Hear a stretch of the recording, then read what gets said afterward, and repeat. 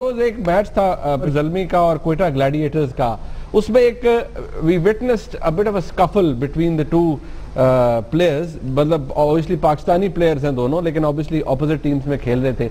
इसके बारे में what you have to say about it? बहुत से लोगों ने कहा ये देखिए बड़ा गलत हुआ, बड़ा इससे बुरा इमेज जाता है कि पाकिस्तानी प्लेयर्स आपस में ही लड़ पड़े हैं, इररिस्पेक्टिव कि वो चले दूसरी दो ऑपोजिट टीम्स में खेल रहे हैं, लेकिन ये होना नहीं चाहिए था। So what do you have to say about that? देखिए, ग्राउंड में अगर कोई तलखी हो जाए तो वो होनी नहीं चाहिए, पहली बात तो ये है।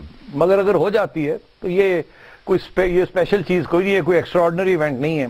हर मैच में जब भी कहीं ना कहीं कुछ ना कुछ हो रहा होता है, कोई स्काउल कर रहा होता है, कोई जेस्चर्स कर रहा होता है, और फिर इसके ऊपर कानून है, छोटे मोटे फाइन हो जाते हैं इनको।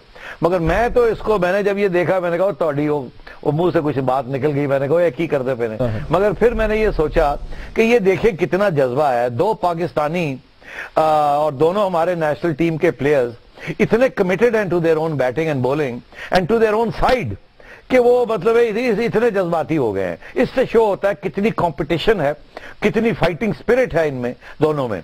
एक तो फास्ट बॉलर है, जाहिर है जब उसको छक्का पड़ेगा तो वो कुछ ना कुछ तो करेगा ही। और आपको तो पता है Wahab is a very aggressive fast bowler. आपने देखा था वर्ल्ड कप में कितनी जबरदस्त इसने बॉलिंग की थी और दुनिया ने इसको अप्रिशिएट किया था अग्रेसिव बॉलिंग को।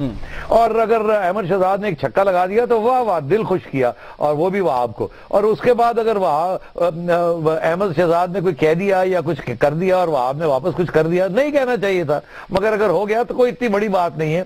मैं तो समझता हूं कि आधी से ज्यादा मैचेस हो चुके हैं, अब थोड़े से मैचेस रह गए हैं और अभी तक अल्लाह ताला के फजल से कोई इतना बड़ी क्राइसिस नहीं आई। अगर छोटी सी इस किस्म की चीज हो गई तो इसको बिल्कुल भूल जाना चाहिए, कोई ऐसी बात नहीं है।